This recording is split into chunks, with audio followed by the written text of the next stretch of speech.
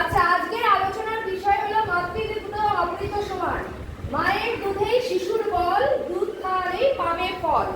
আমরা সবাই জানি গর্ভবতীদের তো আগামী দিনে তারা মা হবে, আর প্রসূতিরা মা হয়ে গেছে।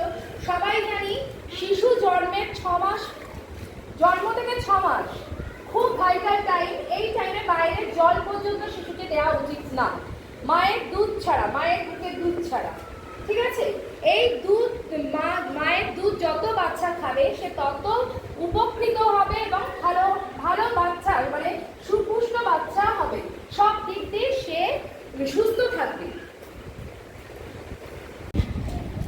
আচ্ছা, প্রতিটা বাচ্চাকে আমরা চেষ্টা করব বাইরের জিনিস থেকে দূরে রাখতে। সদ্যজাত যারা শিশু, যারা সবে জন্মেছে, মাদের খুব খেয়াল রাখতে হবে, তাদের ঠিক মতো খেতে হবে, প্রয়োজন প্রচুর পরিমাণে জল খেতে হবে, শাকসবজি খেতে হবে, বাইরের ফাস্টফুড যাতে না খায় তারা। এইসব যত হেলদি খাবার খাবে তত কিন্তু বাচ্চা সুস্থ থাকবে, মাও সুস্থ থাকবে এবং মায়ের দুধ বাচ্চার পক্ষে খুবই ভালো হবে। সব থেকে মায়ের দুধ হচ্ছে অমৃত সমান।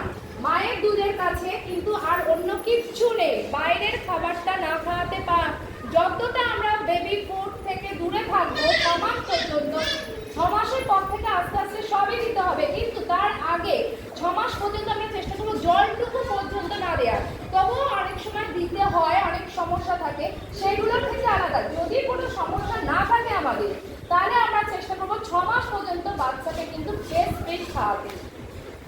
তাহলে আমার বাচ্চা আজীবনকাল সুস্থ থাকতে পারবে।